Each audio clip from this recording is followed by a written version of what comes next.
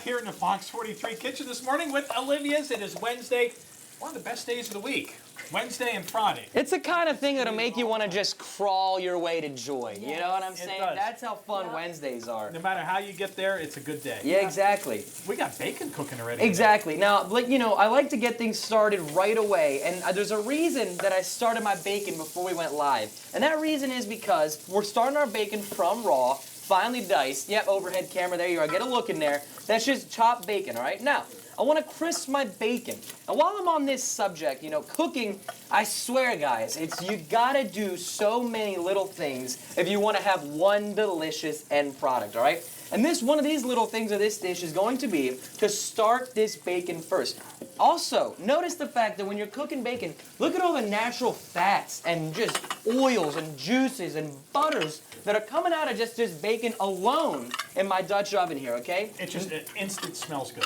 That Bam. too. So exactly. So this bacon, you see all these little secret weapons it's got to offer? It's got butter to offer. It's got flavor to offer. But, Tony, if we threw everything in all at once, we would have missed this opportunity right here to have these natural butters, these natural flavors, and also we need that crisp bacon for texture, okay? Take the time to smell the bacon. Just do the little things that you need to do.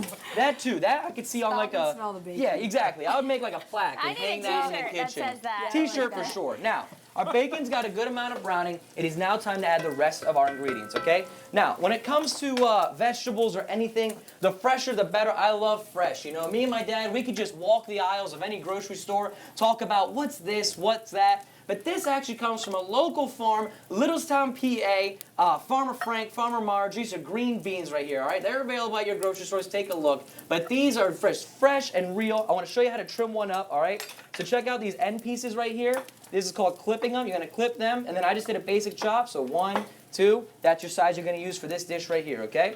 So going in right now to our Dutch oven, we got local green beans. We got Brussels sprouts that have been trimmed. You take your core out of your Brussels sprouts, all right?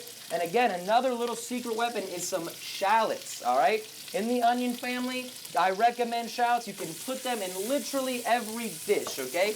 The important thing is to give them their time to cook. Now, you see what I got going on here? This is a roasted Brussels sprout and green bean, okay? I'm going to season a little bit of black pepper. Let's say 2 pinches of black pepper. I want to do one bigger, just one, but it's a little bit bigger pinch of salt, okay? Now, question for you. Hopefully an answer. Come on. Yeah, I don't want to stump you. Yeah. Now, for those that don't know, what is the difference between, you said they're in the same family. Yes. Onion to shallot. Yeah, you know, it's a size thing, a little bit different. Like right here's a shallot. Here you go. That's shallot in its final form. That's right from the dirt. You see the size? You see the size difference? Aww. All right? Yeah. And if you don't have any shallots available, you could do the same exact thing with the red onion. It just offers, like, can you smell it? Can you smell that onion coming through? You know, these onions, these bacon, these are all little super hacks, I think, super tools, okay?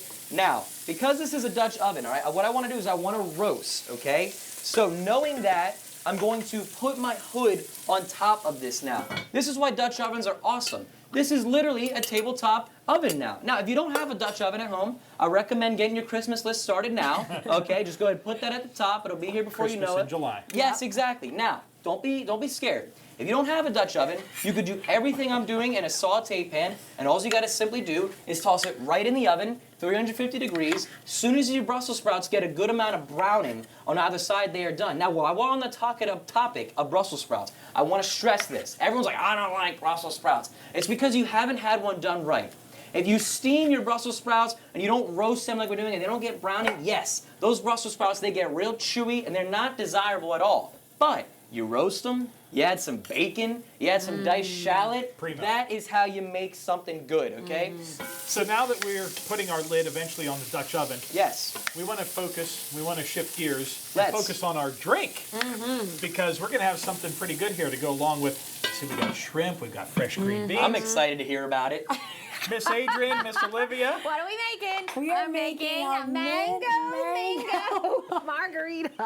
Triple M. That's We all you really need to know. practiced that, didn't we? Yeah, I we love did.